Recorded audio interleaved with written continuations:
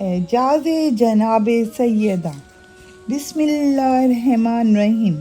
مشہور روایت ہے کہ عرب کے کسی شہر میں ایک سنارن رہتی تھی جس کے صرف ایک ہی لڑکا تھا۔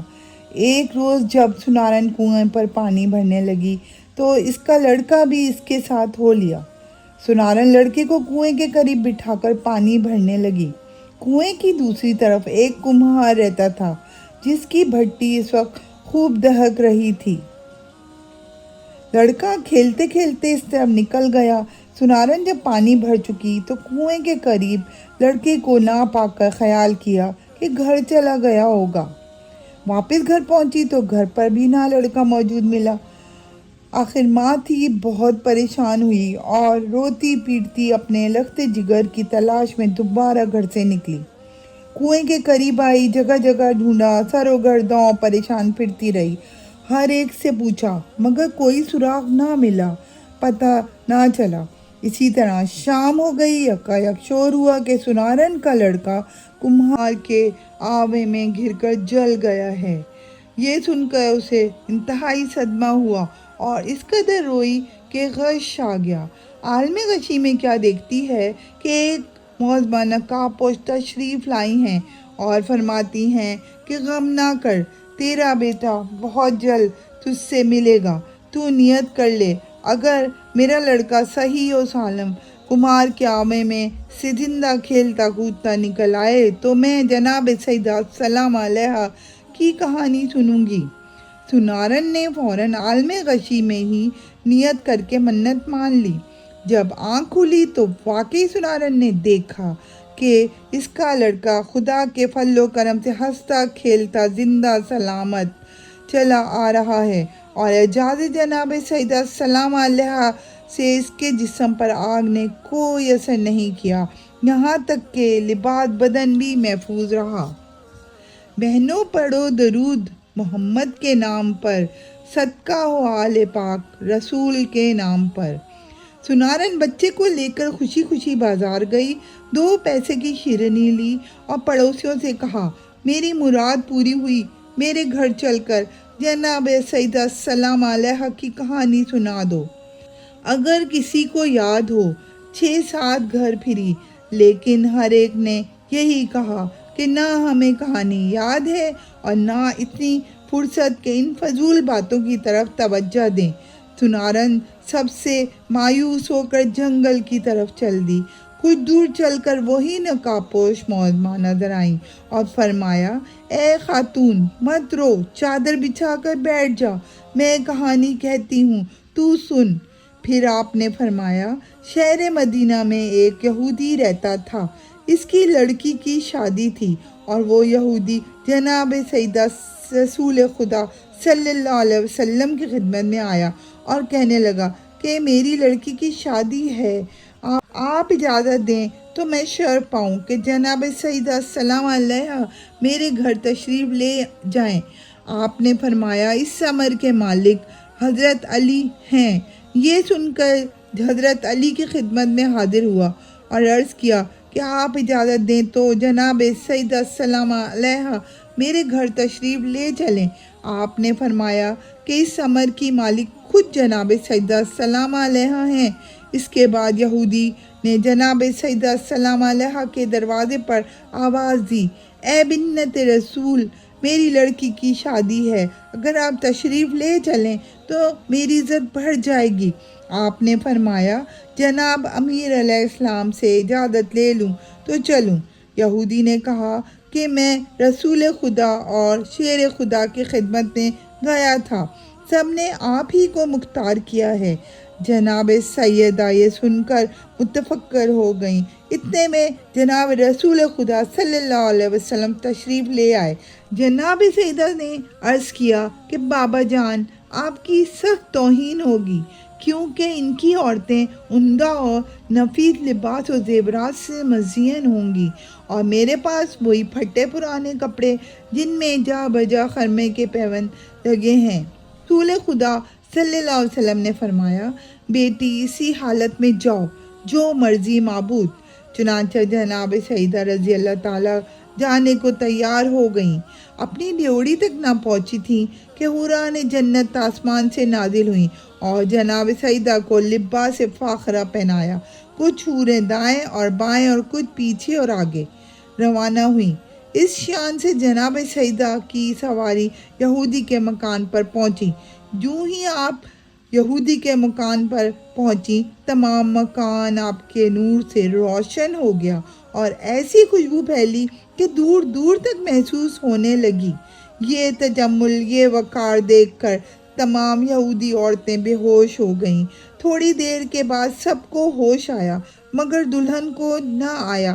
لاکھ تدبیریں کی مگر سب بے سود ثابت ہوئیں۔ دیکھا تو معلوم ہوا کہ روح عروس کب سے انصری سے پرواز کر چکی ہے۔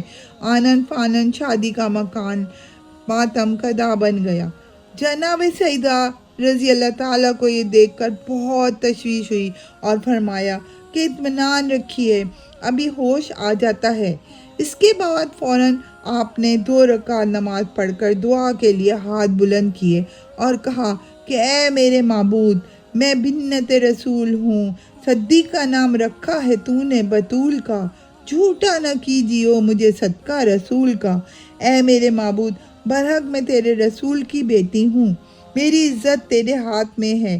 تمام لوگ یہی کہیں گے کہ سیدہ کے آتے ہی دلہن ختم ہو گئی، خانہ شادی خانہ غم بن گیا۔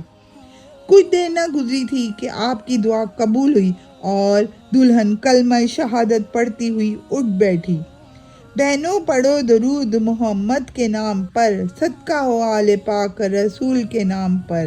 کہنے لگی میں شہادت دیتی ہوں کہ خدا وحدہ لا شریک ہے، حضرت محمد مصطفیٰ صلی اللہ علیہ وسلم رسول برحق ہیں اور آپ ان کی دختر ہیں۔ آپ مجھ کو مذہب اسلام کی تعلیم فرمائیں۔ اور اس طرح صدق کے دل سے وہ عورت مسلمان ہو گئی۔ جناب فاطمہ زہرا کا یہ اعجاز دیکھ کر 500 یہودی مرد عورتیں مسلمان ہو گئے اور آپ کو سب نے نہایت عزت اور حرمت کے ساتھ رخصت کیا۔ ایک عورت آپ کی کنیزی میں دی۔ آپ اپنے دولت خانہ پر واپس تشریف لے آئیں۔ تمام ماجرا رسول خدا صلی اللہ علیہ وسلم سے بیان کیا۔ رسالت مآب صلی اللہ علیہ وسلم نے بھی خدا کا شکر ادا کیا۔ کہانی کا پہلا حصہ ختم ہوا۔ معظمہ نے دوسرا حصہ شروع کیا۔ سنارن نہایت دلچسپی اور اتقاء سے سنتی رہی۔ دوسرا حصہ۔ کسی شہر میں ایک بادشاہ رہتا تھا۔ اس نے اپنے وزیر سے کہا کہ سامان شکار تیار کرو۔ وزیر نے سامان شکار تیار کیا اور بادشاہ کو خبر دی۔ بادشاہ شکار کے لیے چل دیا۔ شہزادی اور وزیرزادی دونوں لڑکیاں ساتھ چلیں۔ جاتے جاتے ایک جنگل میں پہنچے۔ وہیں خیمے نصب کیے۔ لشکر والے تھکاوٹ دور کرنے کے لیے لیٹ گئے۔ کچھ لوگ ناشتہ کرنے لگے۔ اتنے میں اس زور کی آندھی آئی کہ سب لوگ اڑ گئے۔ شہزادی اور وزیرزادی کا پتہ نہ چلا۔ دونوں پہاڑوں پر جا گری۔ آندھی بند ہونے کے بعد رفتہ رفتہ تمام لوگ جمع ہو گئے اور تمام لشکر لوٹ آیا، لیکن لڑکیوں کا کہیں پتہ نہ چلا۔ بادشاہ اور وزیر نے بہت ڈھونڈوایا اور خود بھی سروگرداں پھرے، لیکن کہیں پتہ نہ چلا۔ مجبوراً اپنے دارالسلطنت کو واپس آئے۔ اتفاق کے وقت کہ ان کے جانے کے بعد کسی دوسرے ملک کا بادشاہ اسی جنگل میں شکار کھیلنے آیا اور اپنے وزیر کو حکم دیا کہ کہیں پانی تلاش کرو، مجھے پیاس محسوس ہو رہی ہے۔ وزیر تلاش آب میں روانہ ہوا اور اتفاقاً اسی پہاڑ پر پہنچا جس پر یہ دونوں لڑکیاں تھیں۔ یہ لڑکیاں اپنے والدین سے چھٹ کر اور پریشان ہو کر اتنا روئیں کہ بے ہوش ہو گئیں۔ عالم کشی میں کیا دیکھتی ہیں، ایک نقاب پوش معظمہ تشریف لائی ہیں اور فرماتی ہیں کہ اے لڑکیوں، تم منت مان لو، جب ہم اپنے والدین سے مل جائیں گے تو جناب سیدہ کی کہانی سنیں گے۔ ان لڑکیوں نے عالم غشی میں منت مان لی۔ جب ہوش آیا تو ایک دوسرے کی تصدیق کی اور کہا میں نے بھی یہی دیکھا ہے۔ اتنے میں وہ وزیر جو پانی کی تلاش میں گیا تھا آ پہنچا اور دونوں لڑکیوں کو دیکھ کر حیران رہ گیا۔ پوچھا اے لڑکیوں، تم کہاں کی رہنے والی ہو؟ اپنے حد و نصب سے آگاہ کرو۔ لڑکیوں نے سارا واقعہ بیان کیا کہ اس طرح ہم اپنے والدین سے چھوٹ گئے ہیں۔ وزیر اپنے بادشاہ کے پاس گیا اور سارا قصہ بیان کیا۔ بادشاہ نے کہا تم فوراً جاؤ اور دونوں لڑکیوں کو لے آؤ۔ وزیر مائع سامان اور سواری کے پہاڑی پر گیا اور لڑکیوں سے درخواست کی کہ اے لڑکیوں، اگر مناسب سمجھو تو میرے ساتھ چلو۔ لڑکیاں راضی ہو گئیں۔ وزیر اپنے ہمراہ ان دونوں کو لے کر اپنے دارالسلطنت کو واپس آیا۔ چند روز بعد ان کے والدین کو خبر ہوئی کہ فلاں بادشاہ کے یہاں ہماری لڑکیاں موجود ہیں۔ پہلے بادشاہ کے نام ایک خط لکھ کر اپنے وزیر کو روانہ کیا کہ ہماری لڑکیوں کو رخصت کر دو۔ اس بادشاہ نے جواب میں خط تحریر کیا کہ آپ کی لڑکیاں حاضر ہیں، لیکن کیا ہی اچھا ہوتا کہ آپ میرے لڑکے سے اپنی لڑکی اور وزیر کے لڑکے سے وزیر کی لڑکی کی شادی کرنا منظور فرما لیں۔ پہلے بادشاہ نے آخرکار یہ بات منظور کر لی۔ دوسرے بادشاہ نے لڑکیوں کو رخصت کر دیا۔ یہ لڑکیاں اپنے والدین سے مل کر بہت خوش ہوئیں اور حسب سابق شاہی محلات کی چہل پہل میں گم ہو گئیں۔ کہانی سنانا بالکل بھول گئیں۔ تاریخ مقرر ہو گئی اور سامان شادی تیار ہونے لگا۔ مقررہ تاریخ پر شادی ہو گئی اور دونوں لڑکیاں دلہن بن کر سسرال چلیں۔ اتفاق کے وقت ایک دلہن کا لوٹا جو جہیز میں ملا تھا وہ چھوٹ گیا۔ راستے میں شام ہو گئی۔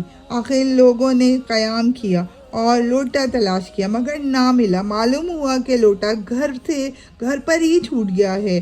وزیر نے ایک سپاہی کو روانہ کیا کہ لوٹا لے آؤ۔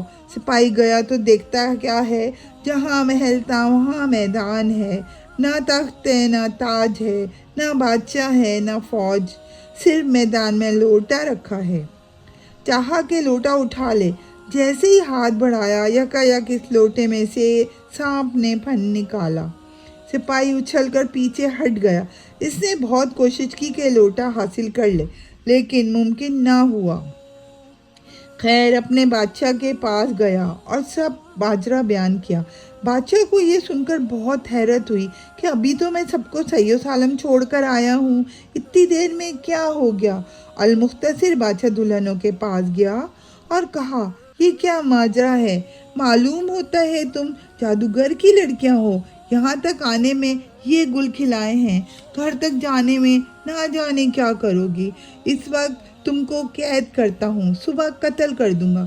یہ کہہ کر بادشاہ غیظ و غضب میں بھرا ہوا خیمے میں واپس ہوا۔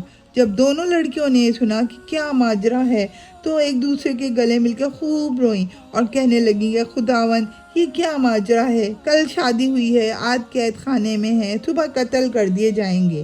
یا خدا معلوم نہیں کہ ہم لوگوں نے ایسا کون سا گناہ سرزد کیا ہے۔ یہ کہہ کر اتنا روئیں کہ بے ہوش ہو گئیں۔ اس حال میں غشی میں دیکھا کہ وہی نقاب پوش جو پہاڑ پر نظر آئی تھی پھر نظر آئیں اور کہا لڑکیوں، تم نے پہاڑ پر منت مانی تھی کہ جب اپنے والدین سے مل جائیں گے تو ہم جناب سیدہ سلام علیہ کی کہانی سنیں گے۔ تم لوگوں نے کہانی نہیں سنی، بد عہدی کی ہے، اسی وجہ سے عذاب نازل ہوا ہے۔ اب تم لوگ اسی قید خانے میں کہانی سنو۔ لڑکیوں نے کہا قید خانے میں پیسے کہاں؟ آپ نے فرمایا تمہارے آنچل میں 2 پیسے بندھے ہیں۔ لڑکیاں جب ہوش میں آئیں تو دیکھا کہ آنچل میں 2 پیسے بندھے ہیں۔ انہوں نے کسی تدبیر سے 2 پیسے کی شیرینی منگوائی، ایک نے کہانی کہی اور دوسری نے سنی۔ صبح کو بادشاہ نے جلاد کو بلوایا اور دلہنوں کو قتل کرنے کا حکم سنایا۔ جب جلاد دلہنوں کے پاس گیا تو انہوں نے کہا چند باتیں بادشاہ ہم سے سن لے تو پھر ہم کو قتل کر دے۔ بادشاہ آیا۔ شہزادیوں نے اپنے حنا آلود ہاتھ باندھ کر کہا کہ ایک آدمی پہلے ہمارے مکان پر بھیج دیجئے، وہاں کی حالت معلوم ہو جائے، پھر آپ کو اختیار ہے۔ بادشاہ نے اسے منظور کر لیا اور سپاہی کو پہلے بادشاہ کے ہاں بھیجا کہ حال دریافت کرے۔ اس نے دیکھا کہ محل شاہانہ، تخت و تاج سب کچھ اسی طرح موجود ہے۔ سپاہی واپس آیا اور ماجرا بادشاہ سے کہہ سنایا۔ بادشاہ لڑکیوں کے پاس گیا اور پوچھا کیا ماجرا ہے؟ انہوں نے تمام حقیقت جناب سیدہ سلام علیہ کی سنائی اور کہا ہم نے کہانی نہیں سنی تھی، اسی وجہ سے شاید یہ ہم پر عذاب نازل ہوا تھا۔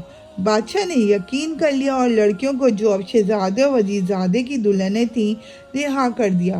یہ کہانی سنارن سے کہہ کہ جناب سیدہ سلام علیہ روپوش ہو گئیں۔ سنارن جب اپنے گھر واپس آئی تو کیا دیکھتی ہے، جن جن لوگوں نے کہانی سنانے سے انکار کیا تھا اور فضول سمجھا تھا، ان کے گھروں میں آگ لگ گئی۔ جس طرح سنارن کی مراد پوری ہوئی، خداوند عالم جناب سیدہ سلام علیہ جملہ سننے والوں کی مرادیں پوری کرے، آمین ثم آمین۔ یوں تو جناب سیدہ سلام علیہ رحمت للعالمین کی بیٹی ہیں۔ ان کی ذات اقدس سے بعید ہے کہ کسی کو مبتلا مصیبت کریں، لیکن منت مان کر دانا کرنا خلاف اخلاق اور خطرناک ہے۔